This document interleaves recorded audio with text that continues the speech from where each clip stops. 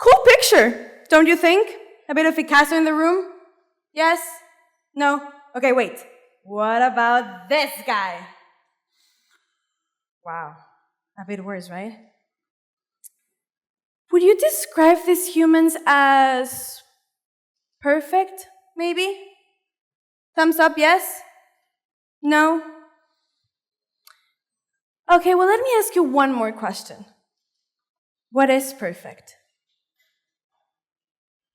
Don't worry, there is no need for you to answer me, because that's why I'm here. Hi, I'm Sofia, and I'm pretty sure that at least once in our lives, we've all come across the word perfect and the concept of perfection. But do we truly know what they mean? According to the Oxford English Dictionary, perfect means having everything that is necessary, complete, and without faults or weaknesses. And perfection is described as the state of being perfect. Funny enough, today's society uses these two concepts, but also takes them to the next level. I'm pretty sure we're all familiar with the golden ratio. Well, in case you're not, the perfect face is an irrational and infinite number invented by the Greek sculptor Phidias, who apparently claimed to find a way to measure the level of someone's attractiveness by the use of, guess what? Random numbers. So he tried to put into math something so complex as how we look. Now that's pretty crazy if you ask me. The truth is, we live in a world that's built with stereotypes. The problem with these stereotypes is how high and unreal they are. Cool fact about them? They're always changing. The worst part? It's unconscious. And it's really easy to mess up with the unconsciousness. I don't think you guys believe me. Okay, let's play a little game, shall we? Could you please raise your right hand for me? Great, thank you. Now, listen carefully to my words. We're gonna do the okay sign. And now we're gonna put this on our chin. Okay? Thank you. Now, could you please turn this way? The other. Now look at me. I just have a very small question to some people in the room. Is this my chin? No, it's not. This is my chin. So were you listening to me? Or were you imitating me?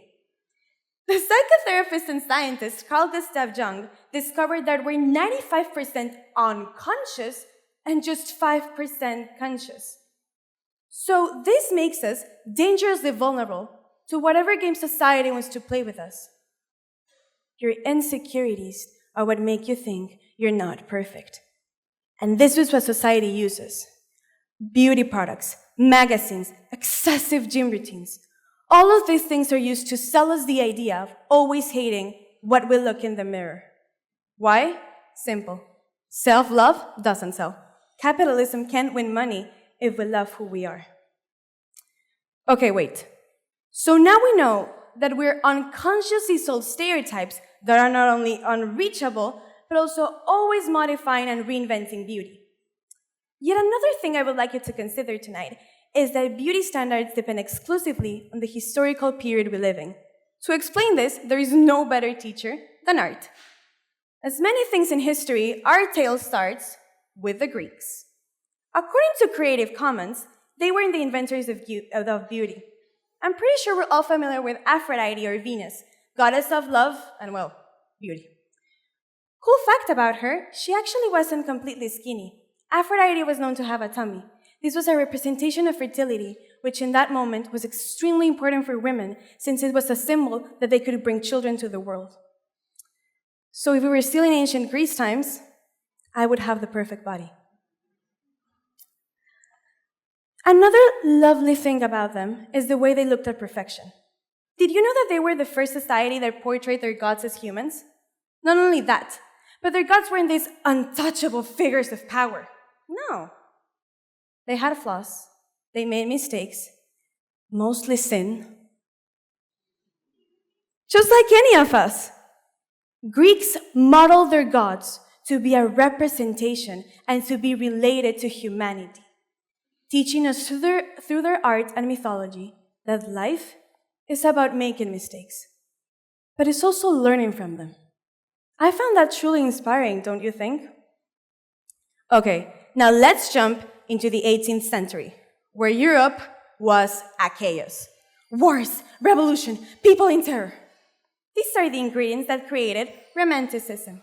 My favorite art period. Why? Simple. Feelings gain power. Voice.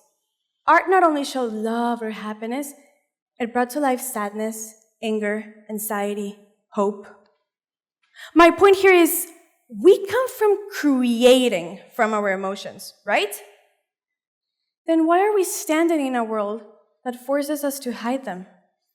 How many times have you stopped yourself to talk about a bad day because the only thing your mind could think of was, it's just I'm angry, but it's not their fault, or they're having such a good time, I don't want to ruin it with my mood.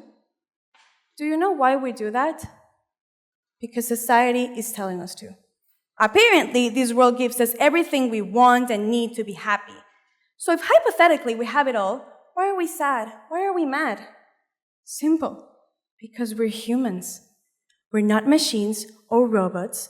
We feel. And to feel is one of the most amazing things that we do. Feelings are important. It's because of them that we create. Sadly, according to a Brilliantino article from 2020, creativity is disappearing. Now, a very common reason that people think there is a lack of creativity in the world is technology. And even though, yes, I can agree in certain parts, I believe that one of the main reasons that for creativity to be dying is because there's no perfection in creativity. Let's come back to Picasso for a second. He was the inventor of Cubism. In my opinion, this is the art current that shows exactly how humans are. We're not just one thing that fits in a perfectly square model. No. We're a mosaic full of color. We're an explosion. We're a collage filled with all the people, lessons, and love that we carry. We're so much more than just one thing. But perfection doesn't accept that. How could it? For perfection, we're all the same. Same feelings, same body, same life. Bit depressing, right? It would be extremely boring that every time you're saying hi to someone, you're saying hi to yourself all over again. I mean, I don't know about you, but I already have to deal with myself 24/7. I don't want to remind them out there, thank you, no. I've seen myself too much. So society's view of perfection wants us to shut down who we are. But then where do we leave the beauty? Said Abdendor once said, "Before you judge me, make sure you're perfect." So let me ask you one more thing. Why something so imperfect as society is going to ask me to be perfect? Why I'm going to allow a world who's in constant chaos to dictate what type of chaos should I be myself? What I'm trying to get here is why we decided to listen to someone who randomly sat down and decided that no, instead of having this body, we should have this one. Instead of feeling like this, we should feel like this. May I tell you a little secret? Perfection is relative, meaning we'll look at it in a completely different way. Okay, let's put a very relatable situation. You're walking down the street with your best friend, and just a few blocks away, you see this very cute guy, and you go, he's so dreamy. He's the love of my life, I'm gonna marry him. And your best friend is like, girl, how do I say this? He's the ugliest human being I've ever seen in my entire life. What are you talking about? Are you blind? You see, we all have different types of people. So that means that we all look at perfection and at beauty in a completely different way. I can see your faces. I know what you're thinking. Why is this 16-year-old girl talking about forgetting everything and ignoring the world and just loving myself like it's the easiest thing in the world? I went over a period in my life where I wanted to be the golden child, the perfect kid. I thought that if I expressed how I was truly feeling or what I thought, I was going to bore people, push them away. I spent years of my life punishing myself just to be likable to everyone in the room. And that hurts. But my experience in life taught me that if I kept obsessing about reaching everyone's idea of what is good enough, I was forgetting to ask me what I thought about it. I let down myself because I forgot the most amazing and important part about life, which is to live it. It's okay to not be okay. We live with ourselves every single day. Of course, there's going to be days where you're going to look at yourself in the mirror and be like, oh my God, what happened to me today? And then there's others where you're going to be like, oh my God, who is this? Because that's just life. We should be enjoying that, embracing ourselves, not hide it. We all go through it.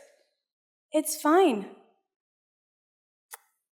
And I know, I've been repetitive about the words perfect and perfection. So once again, what is perfect?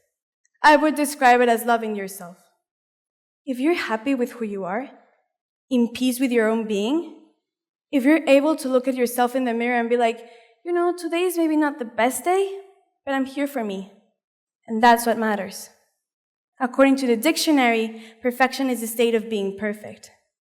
So if you're trying every single day to be better than yourself, you are perfection. And you rock. Let's make this part of our 5%. And if you have to keep anything from everything I just said, I hope you kept more.